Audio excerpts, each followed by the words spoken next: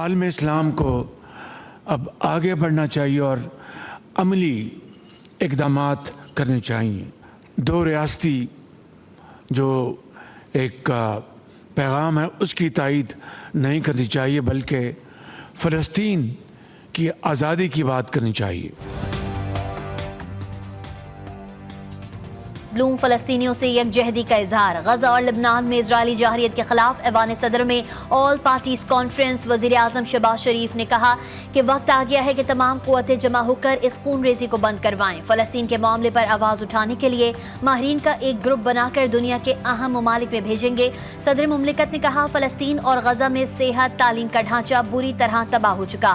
اسرائیلی جارحیت سے خطے کے امن و استحکام کو شدید خطرہ ہے. غزہ میں ظلم کی انتہا ہو گئی. دنیا خاموش اور اقوام متحدہ بے بس بیٹھی ہوئی ہے. اے پی سی کے صدر سے نون لیگ نواز شریف کا خطاب. کہا ایسی اقوام متحدہ کا کیا فائدہ جو اپنی قراردادوں پر عمل نہیں کرا سکتی. اسلامی ممالک اپنی قوت آج استعمال نہیں کریں گے تو کب کریں گے.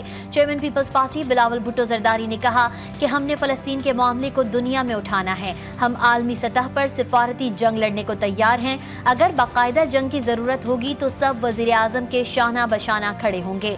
وزیر اعظم کا اقوام متحدہ میں اسرائیلی وزیر اعظم کی تقریر پر واک آؤٹ کا فیصلہ جرأت مندانہ تھا. اسرائیل کو تسلیم کرنے یا نہ کرنے کی بحث پر تعجب ہوتا ہے. سربراہ جے یو آئی مولانا فضل الرحمان کا فلسطینی یکجہتی آل پارٹیز کانفرنس سے خطاب. کہا قائد اعظم محمد علی جناح نے اسرائیل کو مغرب کا ناجائز بچہ کہا. امت مسلمہ نے جس غفلت کا مظاہرہ کیا اللہ کی نظر میں جرم ہے. ہم پاکستانی بھی اس جرم میں برابر کے شریک ہیں. تو ریاستی حل کی بات کرتے ہیں تو اس کا مطلب یہ ہے کہ آپ سے آپ پاکستان اپنی پرنسپل پوزیشن سے پیچھے ہٹتا ہے. اور میرا تو مطالبہ ہے کہ حماس کا آفس ہونا چاہیے پاکستان میں. ڈرنا کس چیز کا ہے؟ 2006 میں حماس الیکشن جیتی تھی. قائد اعظم نے کہا کہ اسرائیل ناجائز اولاد ہے. اس وقت قائد اعظم نے کہا کہ ہم اس کو کبھی تسلیم نہیں کریں گے. امیر جماعت اسلامی حافظ نعیم الرحمان کا پاکستان میں حماس کا دفتر کھولنے کا مطالبہ. فلسطینی یکجہتی کانفرنس سے خطاب میں کہا کہ قرارداد پاکستان کے تناظر میں ہم اسرائیل کو آزاد ریاست تسلیم نہیں کرتے. پاکستان ایسا ملک ہے جس کی طرف پوری امت مسلمہ دیکھتی ہے. راجہ ناصر عباس نے کہا کوئی شک نہیں کہ اسرائیل ایک غیر قانونی ریاست ہے. فلسطینیوں کا اسرائیل کے ساتھ لڑنا ان کا حق ہے.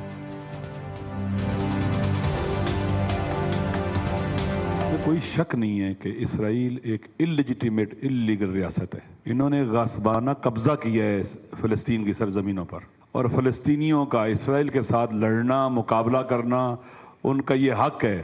یونائٹڈ نیشن کے قوانین کے مطابق بھی قرآن کے مطابق بھی اور دنیا کے اندر جو رائج قوانین ہے کہ آپ کے گھر پر کوئی قبضہ کر لے تو اس قبضے کو چھڑوانا آپ کا حق ہے. للہ ما فی السماوات وما فی الارض وَإِن تُبْدُوا مَا فِي أَنفُسِكُمْ أَوْ تُخْفُوهُ يُحَاسِبْكُمْ بِهِ اللَّهُ. اے پی سی کا آغاز تلاوت کلام پاک سے ہوا. کانفرنس میں قرارداد نائب وزیر اعظم اسحاق ڈار نے پیش کی. قرارداد میں غزہ میں فوری جنگ بندی کا مطالبہ. آل پارٹیز کانفرنس اسرائیل کی نسل کشی پر مبنی اقدامات کی سخت مذمت کرتی ہے.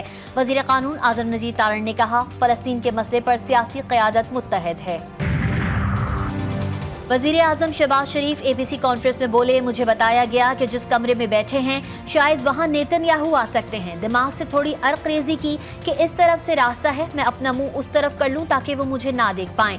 دیکھیں بھی تو گزر جائیں تاکہ مجھے ہاتھ نہ ملانا پڑے.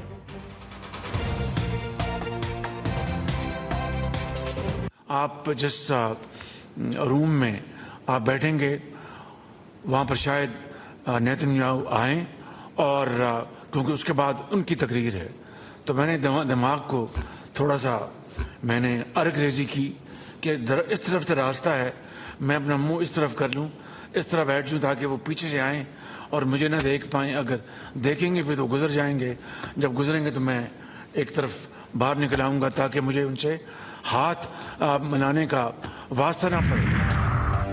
فلسطینی عوام کی واحد سپورٹ ایران ہے. اس جنگ میں شکست اسرائیل کا مقدر ہے.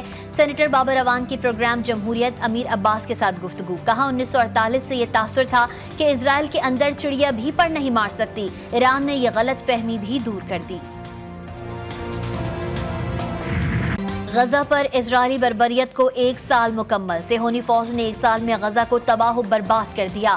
وحشیانہ حملوں میں غزہ عمارتوں کا قبرستان بن گیا. ملبے تلے 10,000 سے زائد فلسطینیوں کی لاشیں اب بھی موجود. غزہ میں مجموعی طور پر 41,909 فلسطینی شہید اور 97,300 زخمی ہو چکے ہیں. اقوام متحدہ کے مطابق غزہ کی بحالی اور تعمیر نو میں 14 سال کا عرصہ درکار ہوگا. غزہ میں صہیونی فوج کی بمباری سے 1,63,000 عمارتیں تباہ ہوئیں. آپریشن طوفان الاقصی کے 1 سال مکمل ہونے پر ایرانی سپریم لیڈر آیت اللہ سید علی خامنہئی کا پیغام. عبرانی زبان میں جاری پیغام میں کہا گیا ہے کہ آپریشن طوفان الاقصی نے غاصب صہیونی ریاست کی حقیقت آشکار کر دی اور اس کو 70 سال پیچھے دھکیل دیا ہے. پیغام جاری کرنے کا ٹائم بھی 6:59 رکھا گیا ہے. 2023 میں حماس نے اسرائیل پر حملہ کیا، اس وقت بھی ٹائم 6:59 ہی تھا.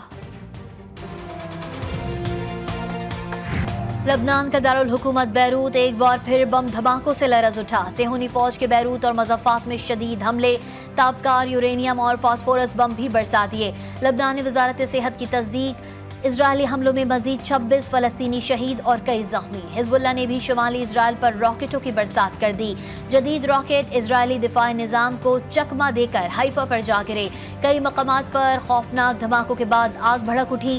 2 اسرائیلی فوجی ہلاک، 10 زخمی. گولان پر حملے میں 1 اسرائیلی فوجی مارا گیا. اودیسا سمیت 7 مقامات پر اسرائیلی فوج کے اجتماع پر حزب اللہ کے حملے، بھاری جانی و مالی نقصان پہنچانے کا دعویٰ. امریکی صدر جو بائیڈن نے کہا ہے کہ فلسطین اسرائیل جنگ میں کئی شہریوں کو بہت زیادہ نقصان اٹھانا پڑا. غزہ جنگ بندی معاہدے کے حصول کے لیے کام کرنا بند نہیں کریں گے. ترک صدر نے اسرائیلی وزیر اعظم نیتن یاہو کو غزہ کا قصائی قرار دے دیا. کہا فلسطینیوں کی نسل کشی پر اسرائیل کو قیمت چکانا ہوگی. ترک صدر طیب اردوان نے نیتن یاہو کا موازنہ نازی جرمنی کے ایڈولف ہٹلر سے کیا.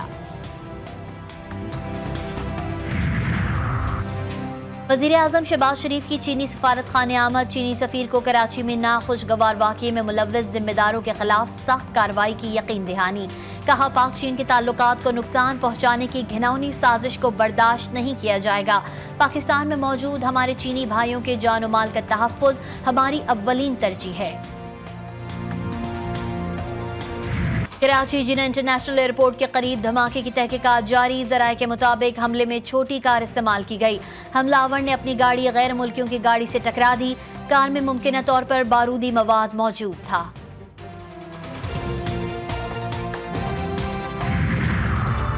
سی ڈی اے کا بڑا ایکشن. اسلام آباد میں خیبر پختونخوا ہاؤس سیل. ذرائع سی ڈی اے کے مطابق کے پی ہاؤس بلڈنگ رولز کی خلاف ورزی پر سیل کیا گیا. بیرسٹر سیف نے کہا کہ سی ڈی اے کی جانب سے کے پی ہاؤس سیل کرنا غیر قانونی ہے. کے پی ہاؤس سیل کرنا فیڈریشن کی اکائی پر جعلی حکومت کی جانب سے حملہ ہے.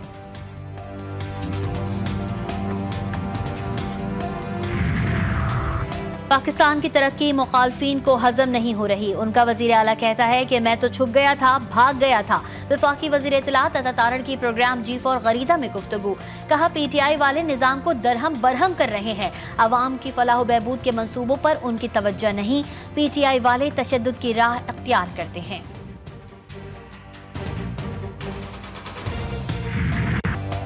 اسلام آباد میں 15 اور 16 اکتوبر کو شنگھائی تعاون تنظیم کے اجلاس کے 10 میں سے 8 ممالک کے سربراہان شرکت کریں گے. 2 ملکوں کی وزراء خارجہ کی سطح پر نمائندگی ہوگی. شنگھائی تعاون تنظیم کے اجلاس کے موقع پر 3 روزہ تعطیلات کا اعلان. اسلام آباد اور راولپنڈی میں 14 سے 16 اکتوبر تک تعطیلات کا اعلان.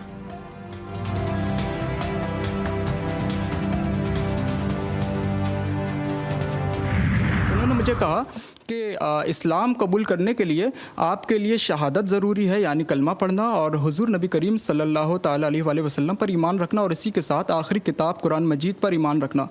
تو اسی کے ساتھ جب انہوں نے مجھ سے پوچھی بھی یہ بات کہ کیا آپ ان چیزوں پر ایمان رکھتے ہیں، تو میں نے اس پر اقرار کیا کہ جی ہاں میں ان چیزوں پر ایمان رکھتا ہوں.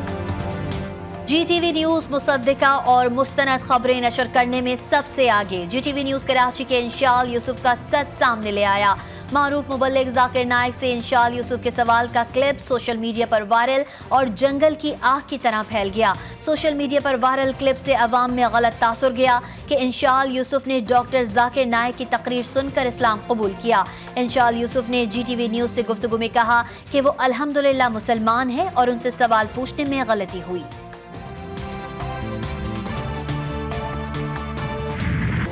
غریب کا بیٹا بازی لے گیا۔ کراچی کا ہونہار طالب علم عبدالرافع 28 سال بعد سرکاری اسکول کے طالب علم کی میٹرک امتحان میں پہلی پوزیشن حاصل کر لی۔ عبدالرافع کہتا ہے میری کامیابی کا سہرا میرے والد کے ساتھ ساتھ میرے اساتذہ کے سر ہے۔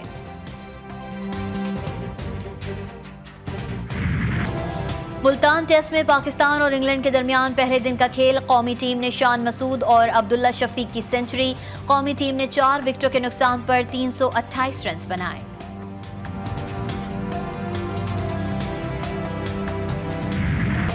اور فلم، ٹی وی اور ریڈیو کے سینئر اداکار، پروڈیوسر اور ہدایت کار جاوید شیخ 69 برس کے ہو گئے۔ انہوں نے پاکستان ٹیلی ویژن کے ڈرامہ شمع سے اپنے فنی کریئر کا آغاز کیا، متعدد ڈراموں میں اداکاری کے جوہر دکھائے۔ وہ آج اپنی سالگرہ کا کیک اہل خانہ کے ہمراہ کاٹیں گے۔